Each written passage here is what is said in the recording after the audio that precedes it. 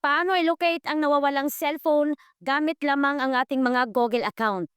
Kung nawala ang inyong mga cellphone, ninakaw or nahulog or kung saan man yan napunta at hindi nyo na mahanap, ay pwede nating mahanap yan or pwede nating malocate gamit lamang ang ating mga Google account. Siguraduhin nyo lang na naka-turn on ang settings na ito doon sa nawala nyong cellphone para malocate pa natin yung cellphone na yan gamit ang ating mga Google account. Kaya kung paano ito gawin guys, panoorin nyo 'to. Ang una niyong gawin guys ay humiram muna kayo ng cellphone sa inyong mga kakilala or sa inyong mga partner at sundan niyo ang screen record na ito. For example, ito na yung cellphone nila. Punta lang kayo sa Google Chrome at i-search niyo dito ang Find My Device. Pindutin niyo po ang profile picture dito sa taas at pindutin niyo po ang arrow dito sa gilid. Add another account. Dito guys, i-login nyo ang inyong mga Gmail account at pagkatapos pindutin nyo ang next.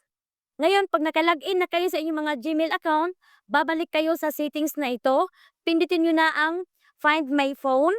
Ngayon, dito nyo makikita yung cellphone nyo na nawala. For example lamang po ito. At dito nyo makikita yung address kung saang location napunta ang inyong mga cellphone at makikita nyo rin dito yung percentage ng battery ng inyong mga cellphone. Ngayon, pwede nyong pindutin ang play sound para tumunog ang inyong mga cellphone. Para makita nyo ang exact location ng inyong cellphone, pindutin nyo po ang gate directions. At dito guys, magbibigay na siya ng direction kung saan nyo pwedeng puntahan ang inyong mga cellphone. Kung makikita nyo ay binibigay nila yung pinaka-landmark ng location kung saan napunta ang inyong mga cellphone. Scroll nyo lang yung lugar na yan guys para matuntun nyo yung location ng cellphone nyo. Ayan guys, i-drag nyo lang yung street na yan hanggang sa matuntun nyo yung mismong tahanan ng nakahawak ng cellphone nyo. Okay? Sana po may natutunan, follow and share.